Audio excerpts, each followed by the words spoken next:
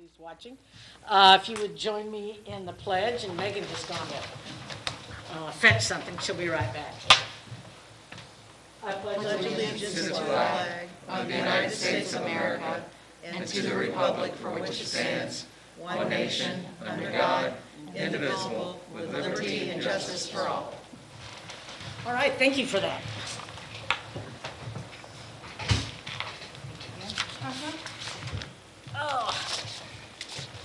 So the meeting is officially called to order, and Megan, when she finds her pencil, she'll give us a roll call. Oh, wait. First, do we have to approve the agenda? No, her roll call. Sarah Menard. Here. Dina Kretler. Here. Jan Braun. Donna Rosh. Kelly Follett. Here. Candy Sue Mehurin. Here. Laura Oliver. Jet Ketting. Here. Nicole French. And Susan Johnson. Here. You have a quorum. Okay, very good. Thank you. And all of you should have a paper, I guess you do, a paper copy of the agenda, yes? And you probably got one electronically too. If you would just glance an eye over it and see if it meets your approval, and if so, then we'll make that happen. If there's anything you'd like to add to it, now would be the time.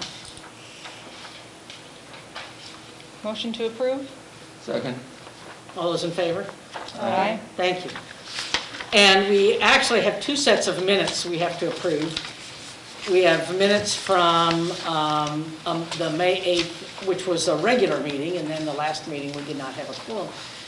And we also have minutes from a closed session meeting that was on the same day, May 8th. So if you would look at those minutes first, we don't need to read these, do we? No. Look at the shorter minutes first from the May 8th closed session meeting. And after those are approved, you would need to hand those back in, please. I'll make a motion to approve the special minutes. A second. Second. All those in favor? Aye. Okay, so those minutes are approved, and if you'll give those back to Megan.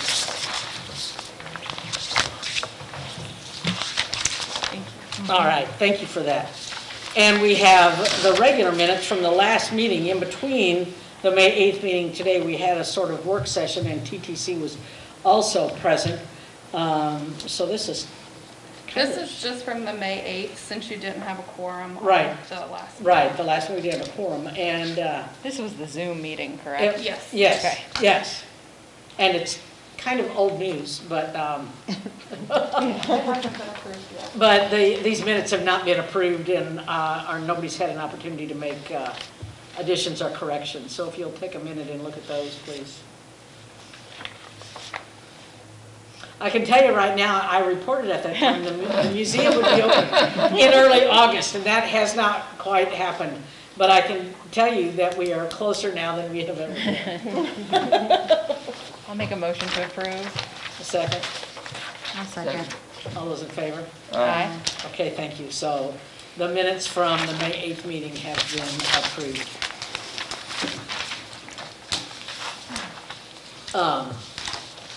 So under, are there any citizens that would like to address us this evening or want us to add anything? I see a couple of you here. We're glad you're here. Thank you for coming. And Toby, you want to hit the floor running and tell us what we got going on at the Welcome Center? Sure, yeah. So I've given you a copy of an update, kind of with things taking place at the Welcome Center. As many of you probably know, the city and National Park Service have reached an agreement that begins the process of conveying the Welcome Center to the National Park Service. So within 1 day of that agreement the agreement to begin the conveyance being finalized, NPS made their presence felt at the Welcome Center. We've done some moving around of items in there to kind of clear up some exhibit space for them. We also did some rearranging. So if you're familiar with the building in the main room, there'd been a video that was playing at the Missouri's Oldest Town video, about 10 minutes, and would cause between that and the front desk, you'd have a lot of noise going on potentially in that area. So the NPS wanted to move the video into the missile horn gallery, the closed off room in there where it can play nonstop and doesn't cause any sound problems in the other parts of the building. So they have done that.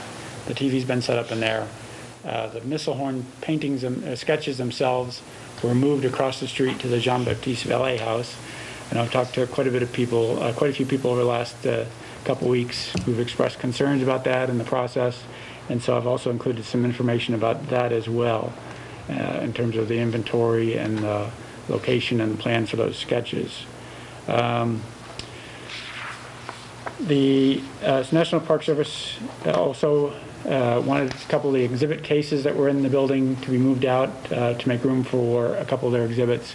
So the city workers came in, moved some different pieces out. The couch also was moved out for storage. So tomorrow we'll be moving a display from the Amaro House on vertical log structures that's, I guess has a fairly big size to it. And that's going to be moving into the Welcome Center. Should be done tomorrow.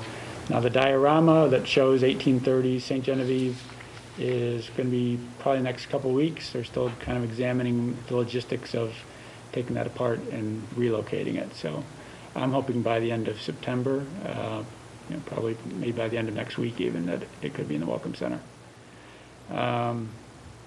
So those will be some key pieces for them to orient visitors on French colonial St. Genevieve, which will be kind of, the Welcome Center eventually is going to be their space to tell that story as a starting point for their other properties. They also have an association that came down and kind of examined various different things for future merchandise strategy in terms of developing a logo and different products that they'll want to sell, possibly in the Welcome Center as well. Toby, that's the Jefferson National Parks Association, Yeah. and the Jefferson National, that's the Arch. Yes. Yes. They do work with the Arch. They actually work with some other properties Yeah. in the region as well, including the Blues Museum down in St. Louis. So on the missile horns, they moved across the street. There were 35 framed pieces, and we have 11 that are still in storage at the Welcome Center that have been in storage for, I guess, since they were donated back in 1988.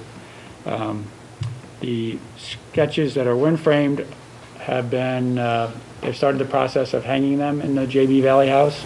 So there's going to be 2 rooms devoted to those sketches. They should be on display as early as October 3rd, maybe even earlier than that. With the Fall Colors event that we have kind of been in the planning with the National Park Service, they would like to have the sketches and the house to be open and the sketches to be able to be displayed then. The Welcome Center also had some art from the 1930s art colony that belonged to the Women's Club. I think there was in all 16 pieces that included the interpretive pieces with that, and actually some was property of, I want to say the Art Guild had one piece in there, but those have all moved across the JBV also. Carolyn Bach kind of oversaw that process, put them across the street, and they're going to be on display in the library room there, which was being, some of the furniture was being moved out for that process to take place, possibly this week as well. And we do have 5 other pieces of art that are still in the Welcome Center, 3 by Charles Reinhardt and 2 by Brother Matthew. We just didn't want to move those at this point in time, but there is a plan to display those at the Jean-Baptiste Valet House as well, kind of in a hallway area between the library and where the missile horns will be. And Sarah had asked me about, I think when she heard that the pieces were moving, kind of, is that something we would have to discuss for the Tourism Advisory Council? Because there probably is a point down the road, 2 to 3 years, when the National Park Service is interpreting the house, the Jean-Baptiste Valet House, and they might, at that point, have to find another home for the artwork. So that is something long-term. We would have to have a plan to display those, I think. And it's significant artwork, and we have time to think about it, and maybe help you figure out a strategy in some place to display it, that they would have at least a little bit of public access, and they won't be lost to St. Genevieve. They need to stay here and stay visible. Yeah. And I think this is a good plan that, for 18 to 36 months where there's a Yeah, time frame there. yeah. They won't have any kind of exhibits developed for a while. They're probably going to start working on the Emerald House for developing some things for that first. And so this also gives the National Park Service something that they can open the doors and show off without having to develop their own things for a while. Are there any questions on anything? I could try to answer anything with National Park Service. So the national parks will have an employee in the Welcome Center, and there will also be Welcome Center Yep. staff in there. And I'm not sure what their winter staffing looks like. They're kind of in a transition phase with their seasonals now. So they have one employee who's a ranger whose last day is Friday this week. And then they have a part-timer and then one other full-time seasonal person, and that person will probably transition out of the season, I think in October, November. So they're looking to bring in some new people in, but for a while they might be a little short on their staffing. So yeah, definitely helps for us to have someone present there that can answer the questions we've always answered, and then for them to have a ranger who can take people on walking tours or special tours or take them across to the gardens and talk about some things there. Any other questions on that part of things? So the next thing I've included in here is the Show Me Strong grant program, which there's a couple pages here. So the city was approved for a grant through the Missouri Division of Tourism that includes monies coming through the federal government and the CARES Act. So the money has to be utilized in ways that either provide supplies or renovations related to coronavirus, or includes a marketing message that tells people what steps we're taking to prevent the spread of coronavirus, or to remind them what steps they need to take to prevent the spread of coronavirus. So that program was announced in the middle of July, and the deadline for the grant was August 21st. That was the first deadline. They ended up with more money on hand than was applied for, so they opened a second period for the grant program, and actually has sent them a revised application with some changes, because some of the money in the first thing we applied for, we might not spend all that. Some had to do with print advertising based on plans that were kind of projections that could be altered or underspent. So They don't give you just a whole lot of time between this was not. announcing the money and announcing a deadline. That's, and the Yeah. amount of money is essentially typically more than we spend in a year. So, and it has to be spent and utilized in a period of 3 months, essentially. So by November 20th, everything has to be closed out in terms of the program, in terms of having all the marketing done and the receipts in and the checks cashed, and all that has to be completed so that we can apply for our reimbursement by that time. So in that regard, a lot of the program we used are people we had existing relationships with in terms of local newspapers, area newspapers, and some radio stations, including Entercom, which has 3 stations in St. Louis, as well as Alpha Media, which is KTJJ, and MIMO Info over in the middle area. And then some of the magazines we've used in the past, like St. Louis Magazine, Preservation Magazine, those are all among the programs we've utilized. We did add maybe something a little different with a digital campaign through Southern Illinois Local Media Group, which has newspaper websites in Carbondale, Murfreesboro, Chester, and that part of Southern Illinois to have a presence over there. We are utilizing, again, digital billboards in Chester, Perryville, Cape Girardeau, and Sykeston for a period of 2 months with a digital messaging. And we also have utilized some money for a brochure program, which again is going to be limited short-run supplies, only a brochure program for a couple months, but it gives us an opportunity to develop a walking tour map for downtown. And we did a photo shoot that's specifically to have some COVID messaging that we could use for a lot of these different types of programs, including the digital billboard and some of the print, as well as the brochure.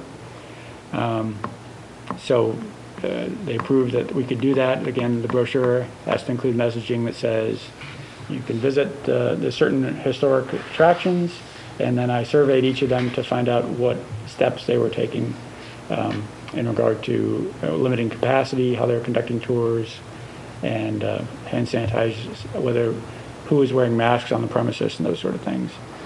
So that was a big part of the program. And then we also are utilizing Madden Media, which the state uses for a number of tourism programs. And they're doing a social media program for us through Facebook. And that'll be a campaign that's going to allow us to get leads for an email subscription list, so that we can develop a subscription newsletter and send an electronic newsletter to those subscribers. And part of that will include a sweepstakes programs to serve as an inducement, so that people will sign up and want to get on the email list to get a newsletter, and then also be eligible for a prize package in St. Genevieve, like a hotel stay and a dinner and some shopping credits. So we're working on putting the final touches on that this week, so that they will have a 2-month period to roll that out.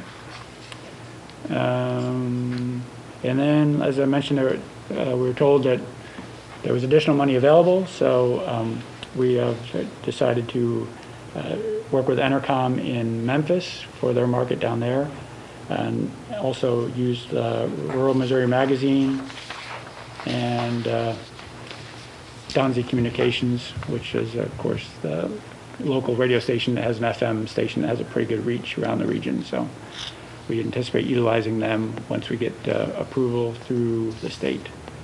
And there's additional print money on there for events coming up October, November, and all of that. The print campaigns are probably not going to be, we're not going to probably spend as much as we had listed in the print campaigns. That was based off an ad that ran in July for an event that took place then. We can downsize and ratchet those back. But I just wanted to have a big number out there so that we could potentially go to the big number, and then if we have to scale it back, we can bring it back some. I know it's been an interesting program with the grant. Well, it sounds like you had a lot of work to do in a short amount of time. Yeah. Everything has had to be pre-approved. Yeah. So the billboards, the print, brochures, everything had to be submitted to state, and we had to get an idea that they would approve it. And they give us good feedback about, we'd like you to include this, we'd like you to have this in the ad before you put it out there. So I will say I've heard a couple of the radio spots, and they're very good. oh, good. And I saw today in Perryville, I saw a digital billboard that has, have you seen it? It has I don't know who it is. It's the even. Rouseys, yeah, Mike Rousey and their family, yeah. Okay, in colonial dress, using hand sanitizer. It's kind of cool, yeah. Yeah, they would, as long, and they have masks on, so that was the kind of message Right, they wanted yeah. in their advertising. Are there any questions on the grant program? So have you spent all the money, or do you have any money left? We have, well, I'm waiting to hear about from the state regarding the last part of it. So that would bring in more money. However, we had to give them a plan that says, here's where all the money's going. Okay. So, I don't know if y'all are familiar with like these. This was from Herman, and they give them out at the restaurants and the shops and all the lodging and stuff. But it has articles on different businesses, and it's got listings of all the restaurants, all the shops, all the wineries. And then it does have like a little walking map and stuff in here too, and it's got the addresses and phone numbers, and I just thought it would be a neat thing for us to have for St. Genevieve. Is that a one-time printing like for the year? Oh, it says spring This one 2020, says- so I yeah. guess they put it out quarterly? I don't know for sure, but I just thought it was kind That's of neat. neat, and you can have this one to look at, so. what should happen, what will happen here is, so we're spending, it's about $55,000 roughly that we're spending by November 20th. And we give them all the paperwork to the state, and then they will reimburse all that money. So essentially, what we spend now is all reimbursable as long as it's COVID targeted and has that messaging that lets people know what steps are being taken. Then, when this program ends, is when we can kind of move into a new phase of, all right, what do we want our message to be for 2021? And then what type of tools do we want to utilize for that message? So, Okay. and that's, yeah, kind of what we need to think about things like this to utilize those funds after we get through this program, so.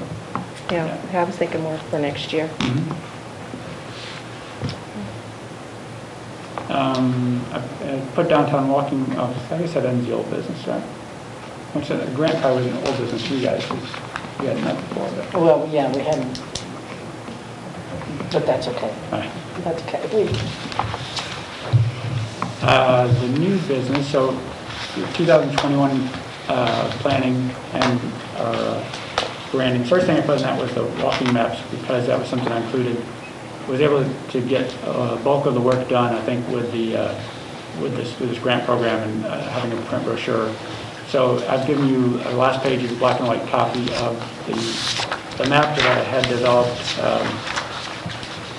which has kind of a little bit of a 3D aspect to it. This is thus the historic attractions version of it, and what we can develop next. So it'll take a little bit more work, but we've got 90% of the work done. Is adding the businesses, the restaurant, shops, churches, event venues, and all those elements to the map itself, and make it the one page that we hand out at the Welcome Center currently that has the line drawing of the streets. This is similar to what that is like on the front side. We'd have the businesses, and then you have those on the back side would be the listing of the shops and restaurants and that. So, and that would be something we should be able to do within the month, I think. Toby, can I make a comment? Yes. I know that the NPS has a nice new sign at the Amaro House stating Yes. Amaro House. So could we maybe make sure that our messaging is consistent? Or is that something you can discuss with? I know they've Chris taken some Collins? criticism on that. Yeah, but I just think that if our signage and our maps are all consistent, and I just think that's important. I don't know if that's a conversation for another day. No, it's certainly something to consider, because I agree with the consistency and the importance of that. I'm not sure that they're going to stick with just Amarillo. Okay, well, if that's something that you've got more information than I do then. And I don't know, I'm not sure exactly what their plan is, but I know they said they heard some criticism about taking that name off and whether.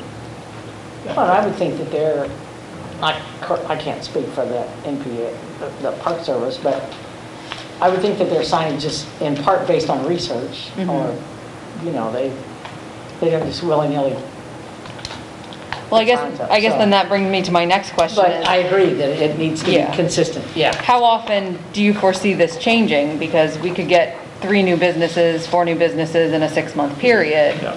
So that's something that if they change their signage, we could change this, but So- how often would that happen? With our current map, we print about, let's see, the last printing we did 250. That gets us close to a month worth, I think.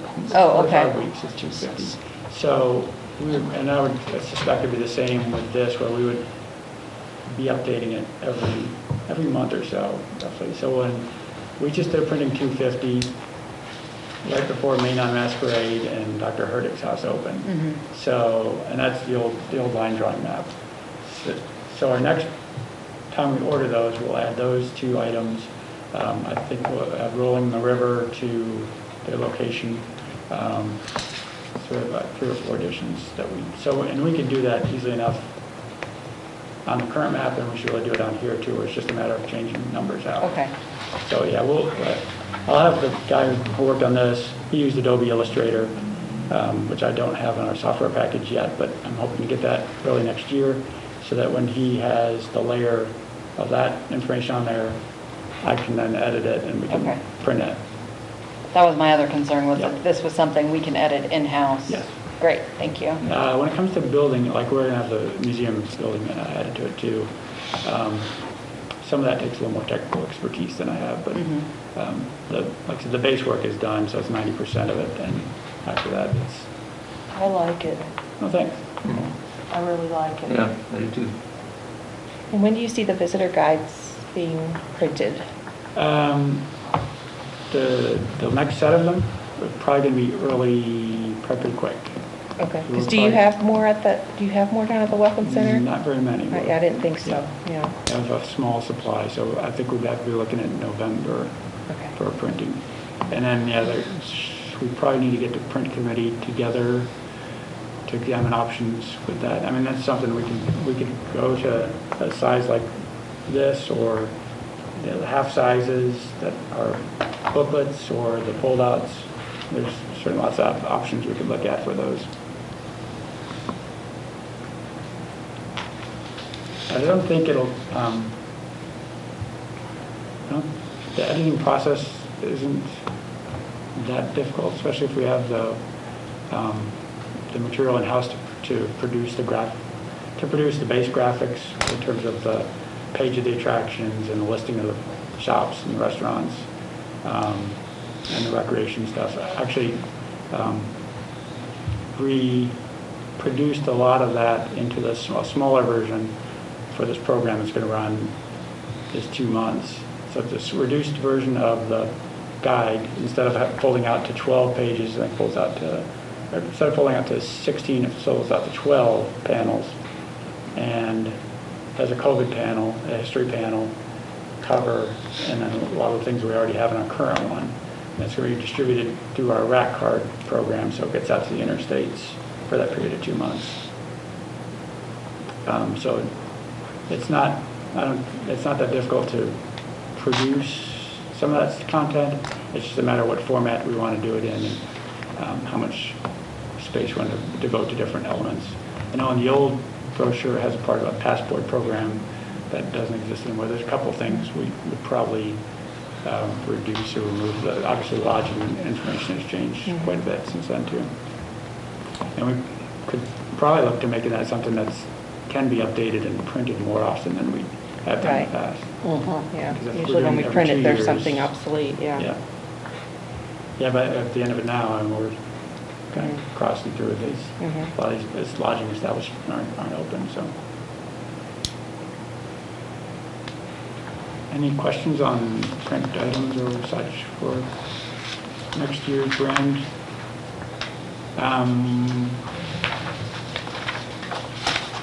I think Nicole had been working on coming up with something, maybe to come up with a slogan that we could use in our advertising for 2021, and that was something I put on the agenda for tonight, because I do have a deadline this week with a very small ad in the Missouri Travel Guide, and that's kind of something that's used throughout 2021 by visitors, and will be used that whole year. And we had people come in this week that said they found us in the travel guide this year. So, and we've run usually in the past just an enhanced photo ad, so it kind of had a picture, and then I had some paragraph about saying Genevieve.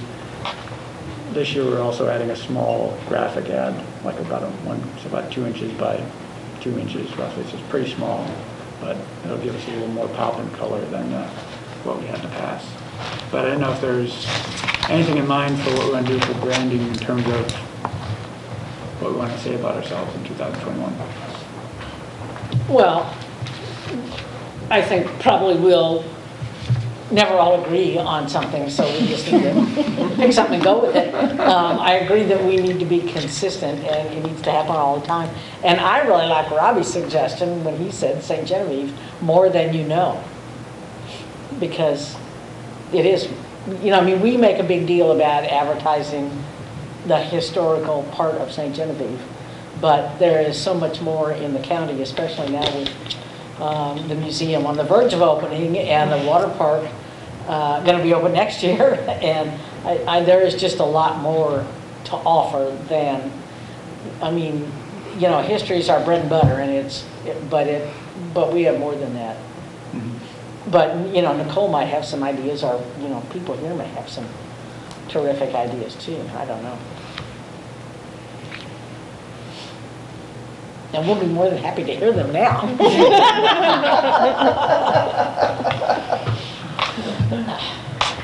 Well, mine is always about history, so I'm just not even going to go there. Oh, I was just wondering if we can speak. Oh, yeah. So do we have any grants that are outside of the CARES Act that would go like for revitalization for just the town, like, you know, some of the older buildings that we could do because we have the National Park Registry now? Like, does it go beyond the CARES Act? You mean for marketing or grants, for like for something grants? else? Yeah, for something else, like just revitalization. We can't, I don't know. I don't know an answer. Happy may know an answer to that. About, you know, other money that's available for downtown improvement. You mean like infrastructure or? Yeah, just like you said, there's more than just the historic part to it, and just, you know, it looks, there's certain areas that seem kind of depressed, and, you know, if we can get it going, and I don't know if there's grants for that now that we're on the National Park Registry, that if they would get behind that part of it. Well, I think the short answer is I don't really know. I do think there are always people in search of money, and I think there are always city people in search of money too. And I think that we are too new in partnership with the national parks to even know what that answer could be. That's a good answer right there. I think as it settles in, because I've heard rumblings about that there will be opportunities for improvement in the town once the national park gets settled in and get a regular budget and things like that. So there'd be probably some improvements, but it's a little bit too early to tell right now. Too early in the partnership to really know, yeah. There have been anonymous donors who have donated money like for trees and for park beautification and things like that. That's still ongoing. So on the, like the downtown St. John board, there's like an anonymous donor that donates, you know, so many trees to be planted somewhere or flower beds, things like that. And that's Lawrence Meyer, he's that, like that end of it, the design end. So there are donations that come in for things like that, and they do use it. But as far as grants, There could be an opportunity for the downtown to check with Main Street yeah. program. And There's they're grants working with available for Happy that. on that, yeah. Yeah. They have to get back to their status, though, Yes. I think, before that can happen. And that's what they're trying to do. They've been bringing Happy into the meetings so that we can get back on that Missouri Main Street track. Because then there are dollars there Mm-hmm. that could be used. Mm-hmm.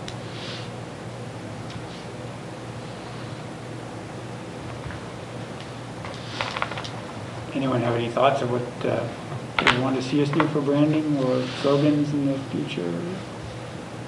At the last meeting, there was a talk that there were 3 different slogans floating around. Does anybody know what they are? But nobody at the time knew what they were or remembered. One was that combination of Missouri's oldest town, Missouri's oldest settlement. You get a lot of explore French colonial or French heritage.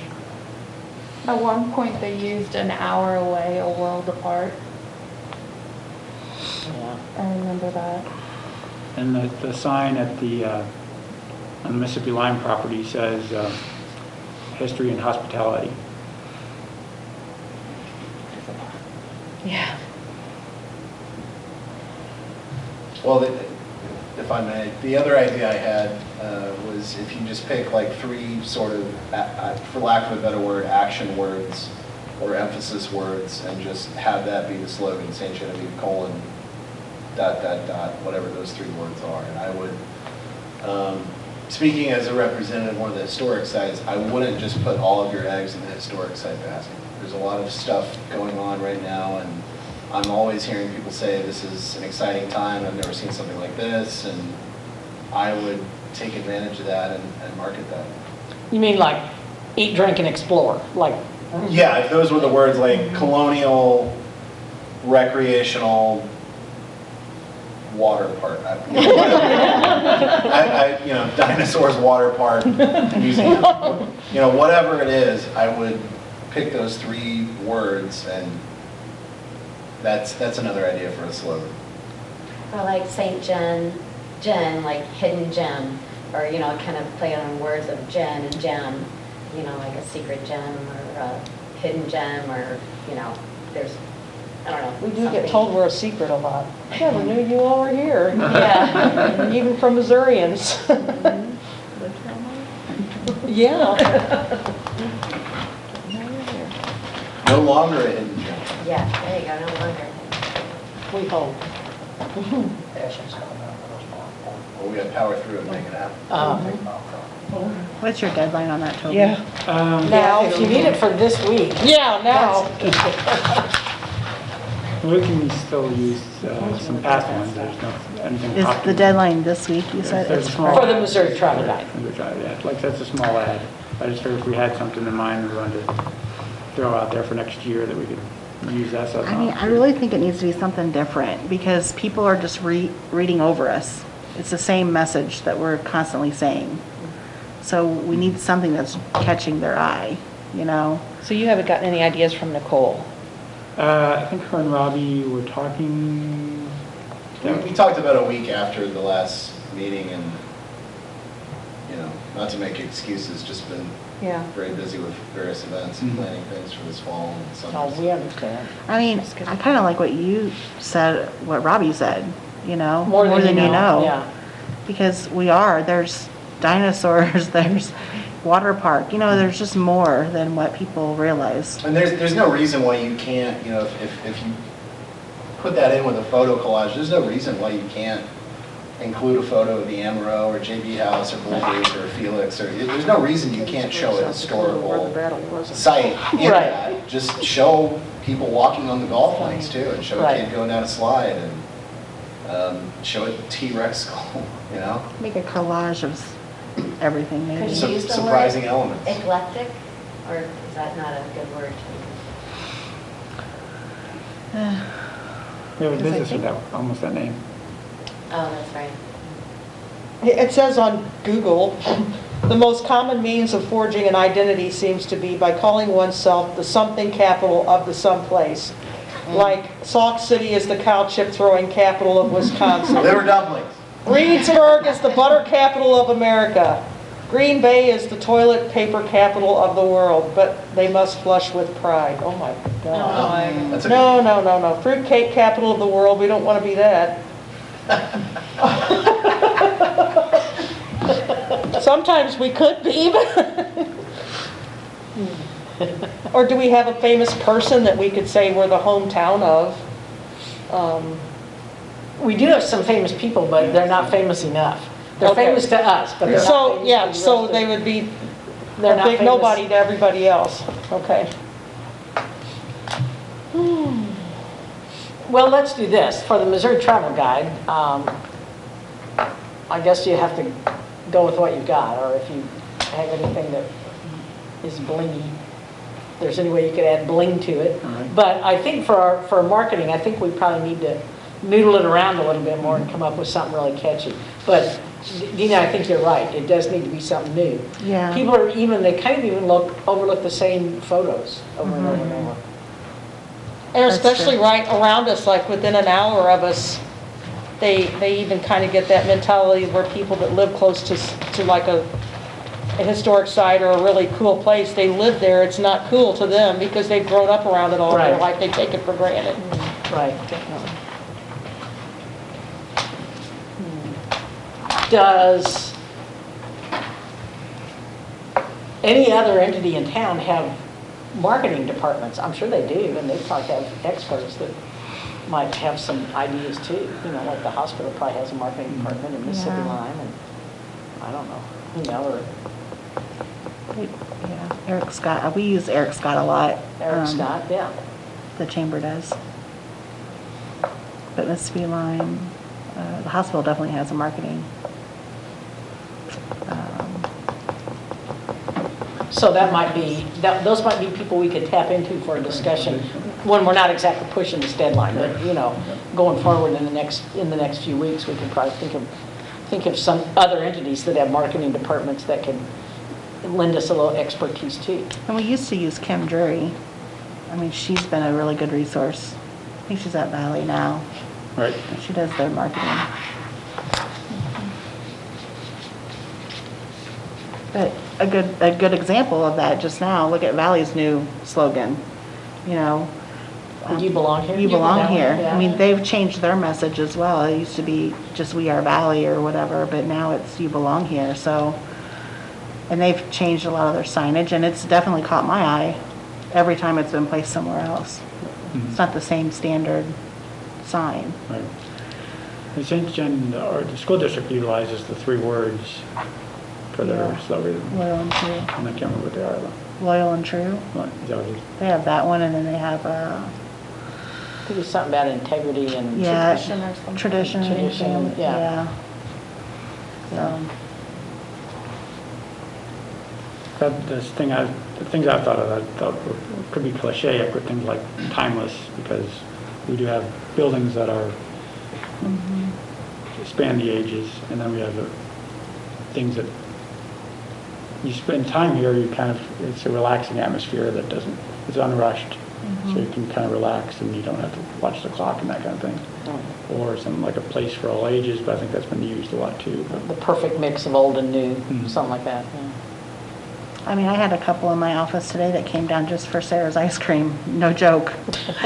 That's what I was like, what brings you to St. John? And they're like, Sarah's ice cream. I was like, oh, Good to hear. yeah. I'll collect some ideas and try to compile some things for future conversations on it. But I wanted to get that out there for people to think about. I think I mentioned it at the TTC meeting last month also, that it was something we need to look at and see what we can come up with. So next on the list, I have upcoming events, which, as I'm sure you know, Rural Heritage will not be taking place this year. But there are events taking place, some of the annual events we've had, and then some smaller scale events that are either being created or emphasized this time around to try and provide events for people who are in town visiting. Our visitor numbers have been pretty steady. Labor Day weekend had, as I reported to the Alderman last week, it was the biggest 3-day total we've had since reopening in June. We had 280 visitors from Saturday to Monday of Labor Day weekend. So, and that was through the Welcome Center. So we're getting people in town around 100 or so on Saturdays, about 250 to 350 a week on average. And so we've been thinking of things for them to do when they're in town. There'll be an October 3rd Fall Colors event that'll include a 5K run and walk the National Park Service is coordinating. We're working on some food and music events, both at the Jean-Baptiste Ballet House with the NPS cooperation, and also been talking with Lions Park about using their facility for food, for music, and also possibly food service. I'm waiting to hear from them this week about that potential as well. French Colonial America will be having some events at that weekend as well. They're going to have a demonstration on camping with no trace behind. And we're looking at possibly setting up some small food court area near the Welcome Center on Market Street. The macaroons were in town this past weekend with the All Frenzy shopping event that they had downtown. We've been talking to them about coming back for some future events as well, in addition to trying to get some kettle corn and shaved ice and those kind of things as part of to draw people, or at least, like I said, have things in town for people who are visiting town. French Colonial America will have Dr. Charles Belisi in town. He's going to be speaking at the Welcome Center 7 p.m. on September 23rd, so that's a Wednesday evening. Limited capacity, and so if you want to attend, you need to make arrangements through French Colonial America. The Art Guild's plein air event is going to be a little bit different this year. They're limiting it just to local artists, but they are going to go ahead and have the event and have a show and sale on the final day. That should be taking place near their art center. I'm not sure if they're going to try and do it outdoors, a little bit out there, but kind of a way for them to show off their new facility there as well. But so they're kind of making a little smaller scale this year in light of the COVID situation compared to past years. The encampment is moving forward, the last I've been told, with that weekend as well, on September 25th and 26th down at the Moses Austin Park. The weekend with the Fall Colors event is also, I talked to the fairgrounds people this past weekend. They're looking to move forward with their events for the weekend, which is rescheduled from July. They're going to do a truck pull, demolition derby, and tractor pull on the weekend of October 2nd through the 4th. And also on the 3rd, the downtown shops, we are meeting tomorrow at the Welcome Center to discuss this further. But they were talking about doing a shopping event, nighttime shopping on the 3rd again for project graduation. October 17th is the Night of the Werewolf for French Colonial America. We also are going to have Dennis Stromat in town performing a free concert solo on the Jean-Baptiste Ballet back porch. As part of a program through the Missouri Humanities Council. And Deja Vu Spirit Reunion is moving forward on their regular date and time, last I heard. Yeah, but is that the right date, Jen? Yeah, 24th, yeah. 24th, yeah. So, okay, well, I need to call Ellie then, because we thought it was the last Saturday of the month, which is Halloween, Unless it's Halloween. which is Halloween. Which, yeah, we don't ever do it on Halloween. Okay, well, I need to call Ellie then, because she had a sign made, I think. For the 31st? That'd be super scary. Well, it's not a scary event, I mean, it's not a, it's not a Halloween event. That was just a coincidence. That's what we're going to be talking about tomorrow. The spooktacular. When downtown's going to do their spooktacular thing, they did. We'll meet at the Welcome Center tomorrow to discuss that with the merchants, when the Halloween spooktacular is going to be and what it will be this year. It might be trick-or-treating like we did in the daytime, and then in the evening might have some sort of shopping, but that won't be discussed until tomorrow. They don't have a date on that yet, do they? Is there a date scheduled on that yet? No. Okay. Last year, they did it the same day, they did it during the daytime of the Night of the Werewolf. So it was the same day as the Night of the Werewolf. But I don't know if that's going to change. They talked about trying to do something on Halloween, but nothing's set in stone.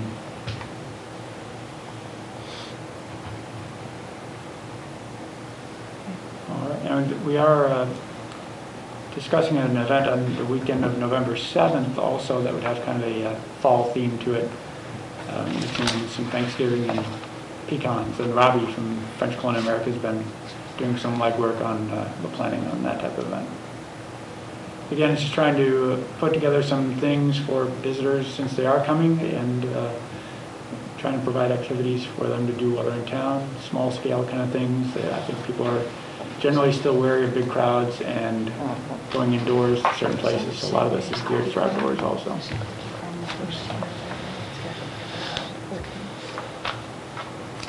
So that's everything on upcoming events that I have at the moment. So then we have general discussion and updates from TAC members. All righty then. Any updates from TAC members? Anybody have any? I mean, the chamber's going to be doing the Scarecrow Spectacular again this year. Okay, good. I don't have those dates with me. I know we're judging on October 2nd. One of the things we're going to do differently this year is basically our judges are usually from out of town, and I don't have any out-of-town judges this year, so we're going to open it up to our community being the judge. Well, that's a good idea. Yeah, we're not real sure how that's going to work yet, but we're trying to utilize our website for that and putting a link on there, and people can just go and click on the image that they want, and those votes are gathered that way. So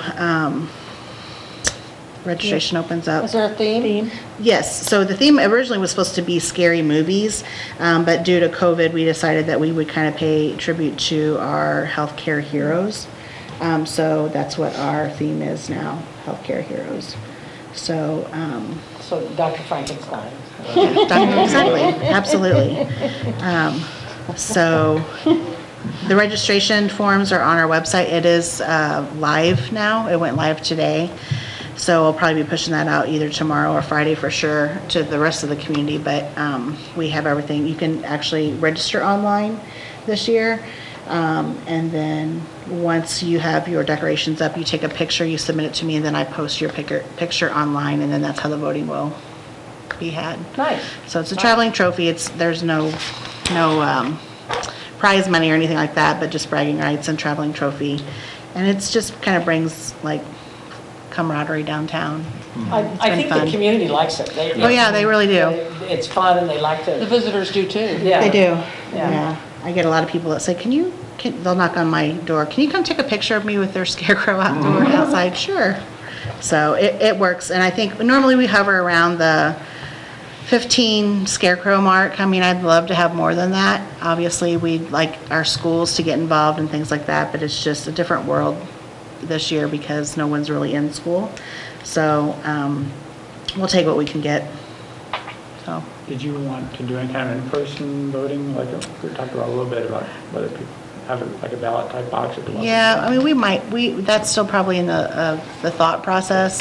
When we talked about it today, we weren't real sure, some places like, my office is really kind of small, so I don't like a lot of people in my office at one time. But if it's just a one person, and I'm not sure what what is your rules down at the Welcome Center? Anybody can come in, I guess, with a mask?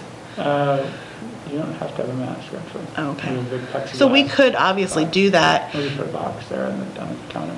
Yeah, so that's probably what we're going to end up doing. I think that weekend, I think that Saturday could be open late if we have the diorama in and Right. display thing for people to come in and see. Well, and if you're doing the fall colors. And that's on Saturday, so we could extend our judging out to maybe that Sunday or something. So normally we like to have it in before the homecoming parades because sometimes they tend to get, I don't want to say vandalized, it's a little harsh, but sometimes they just get messed around with too much and they fall People apart. lean on 'em or- They lean on them Yeah. or they start taking mums and pumpkins from, It doesn't happen too often, but it does happen. So we try to get the judging in when it's perfect. So that's all we have really for the fall for chamber. Good. I just only have a suggestion, and this is probably would be, and I've said it before, in partnership with the national parks and with Gary, the street department in the city, is we need to work on signage for downtown for especially traffic flow.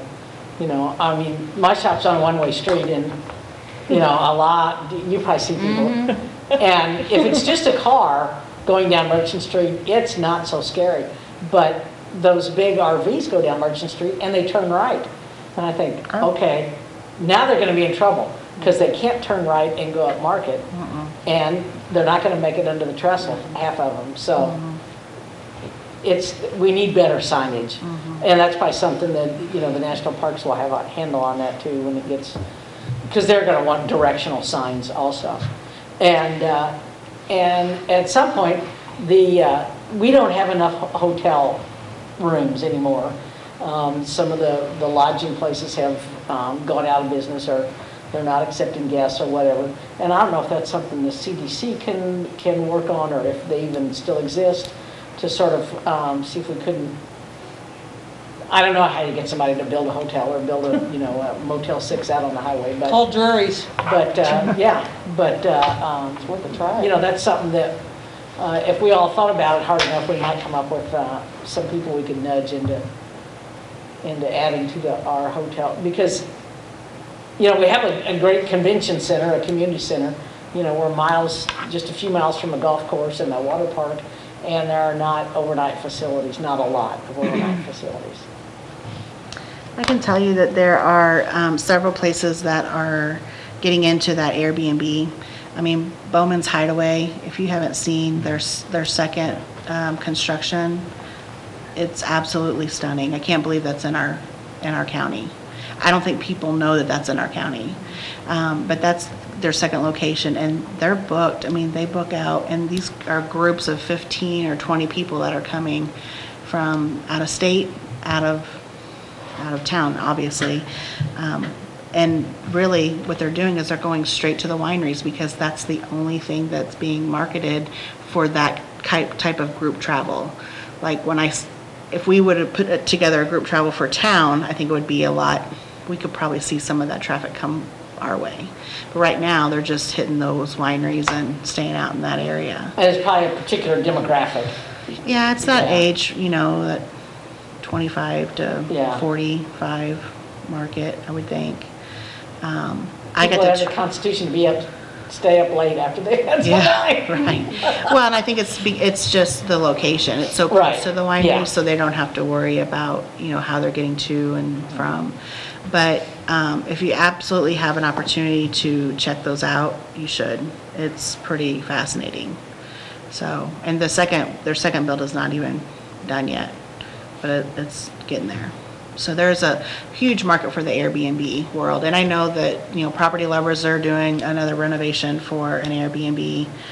So it's not a bed and breakfast, but at Well, least yeah, it's but some it's overnight type of lodging. overnight. Yeah. Exactly.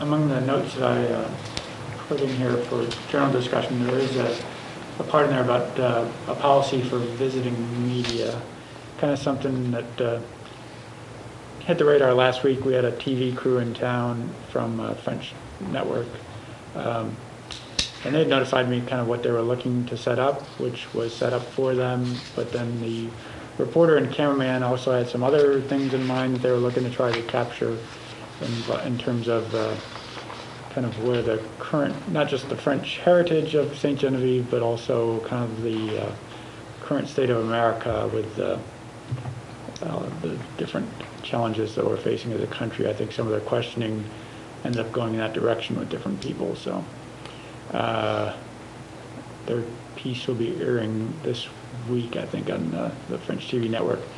But in light of that, I know talking with French Colonial America, they've talked about having a policy for anyone who comes on their property to do any kind of video work or filming for a special, that they would like to know the content and intent of use. And we're going to make this a topic at our next meeting between the tourism leadership sites, the leaders of tourism sites, National Park, State Park, FCA, and Foundation, to kind of talk about, if someone requests to shoot footage at your place, what policy do you want to have in place? Right. How do you want them to contact you and talk with them about the usage of those things? I know with when I talked to the National Park Service, they were kind of relieved that we never made it over there if this was going to have any kind of political nature to it. So I think we'll talk with all of them to discuss something that we can utilize going forward if someone wants to come to town to do some filming and what they're going to use it for. On that note, at the end of the month, the Magnolia Company will be coming back to town to film the reveal on my log cabin. So is there anything I need to be telling them? They'll be bringing, I know that whenever Clint Harp was here the last time, he interviewed like some of the kids in your ice cream shop. He loved the town, by the way. Is there something I should be telling them when they come back about if they want to take, because they want to showcase, not just me, but they want to showcase St. Genevieve. Right. Well, I think that if they're going to go to sites, we'll probably have to put them in touch with, if they want to shoot something at French Colonial America on the campus there or at the National Park site, that would put them in touch with the people there just to make sure that everything is okay with it. So that, just tell them to talk to the individuals that are on Right, and we can set that up if we need to, to get them with the people. With state parks, national parks, I'm not sure if it's going to be local people that would be handling that, because I know the National Park Service will have a PR firm that it works with through St. Louis and Missouri State Parks. I know when I was at the paper, it was always to go up the line to Jefferson City or the district office to get answers on things. So. I think that probably takes us down to election area. I did also print out on the last thing here is the list of the subcommittees, because it was, I guess, something to possibly consider if we want to revise any subcommittees, or if any of those need to be changed, altered. Well, I think some of these subcommittees, some of these people aren't even on the TAC anymore, so that probably needs to be It addressed. hasn't been updated since 2018. Yeah.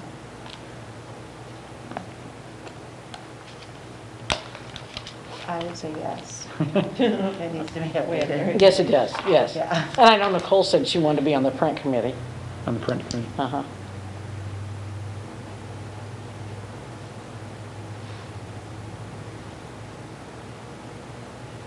Now, are our committees set up that you have to be a TAC member, or can you, it does? Okay. Mhm. So the resource committee would be completely, Well, and everyone on electronic except for me.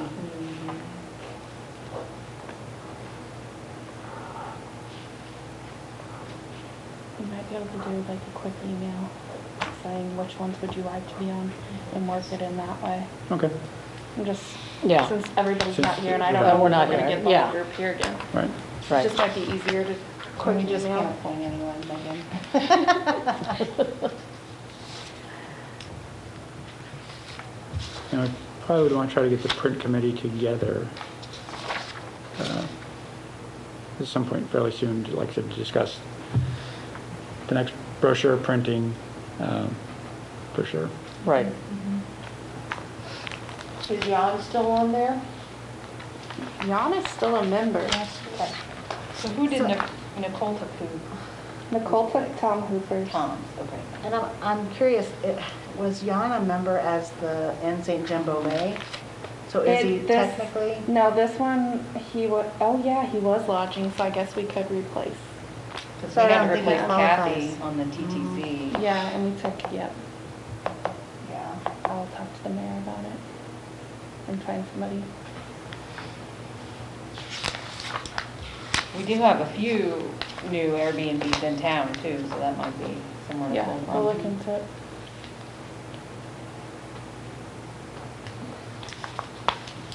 Okay, do you want to do your chair and vice chair actions, or? Yeah, I'm all for that, yes. To the election of a chairperson and a vice chairperson, and it's not especially difficult. I just think it's kind of bad policy to have the same people in place over and over and over again forever, because it gets kind of stale. But you run the meeting so well. I know. So, We like you there. Good at it. so we would open nominations for the vice chair. Feel free to nominate yourself. I think that's what I am now, right? Vice I chair. don't know what you are. I think I was. Yeah, I think you are. I renominate Kelly. No, Dina's the vice chair. No. Yeah. Actually, if that is the case, I would actually have to decline, just because my plate is runneth over right about now. And I don't want to take on any more titles than what I have already committed to. But thank you, Megan. No problem. That's what I'm here for. So with that, I do nominate Kelly Fellert for vice Okay. chair. I'll second. Kelly, are you willing to accept that nomination? For vice chair, yes. Sure. Okay, so now I think do we have to have a motion or just call a vote? You have to have a motion, or you have to call a vote, I'm sorry. Okay, so do we call a vote on both positions at the same time? No, second, Okay. or two different ones. Okay, so I would entertain a motion that oh no, did you say call a vote? Yes. We call a vote. Can we vote? Are you messing up on purpose? See, I don't need to, I don't know, I can't be chairman of this committee. All those in favor of Kelly serving, No, you gotta do. it's got to be a roll Yep, call Sarah. vote? Aye. Dina, Aye. Jan, Donna, Kelly, I guess you have to abstain. Vote for yourself. Candy, Yes, aye. Laura, Jack, Aye. Nicole, And Susan? Yes. Okay. Congratulations. Okay. Thank you. All right. I would also open nominations for the position of chairperson of the committee. Feel free to nominate yourself. We nominate someone not here. Ah. Surprise them with it. I nominate Sarah to stay in her same role. Unless you don't want to, and then we'd have to do something else, but I think you're doing a great I job. do too. I second that. Well, If you're okay with it. yeah, okay, Megan, call the vote. Well, I have to have. We like staying. Candy second. Thank you. Sarah, you're gonna abstain. I abstain. Aye. Jan, Donna, Kelly, Aye. sorry, Candy, Aye. Jack, Aye. Nicole, and Susan. Yes. Thank you. Okay. Anybody, thank you for that. Anybody have anything else for the committee? I just wanted to say one thing. Okay. Toby, I just wanted to compliment you. I feel like you have taken on a whole lot and you just sort of hit the ground running, and with everything going on with COVID, I'm just thank you for all your hard work, and for especially with this CARES funding. That's a lot of money, that's a lot of work, that's a lot of good press for our town, so I just wanted to say thank you. Yeah. And the deadlines were, Second that. they were leaning on you. Yeah, Interesting. Aye. yeah, yes. I wholeheartedly agree. Yes. Okay, there being no further business, this meeting is adjourned. Thank you very much for your attendance and participation.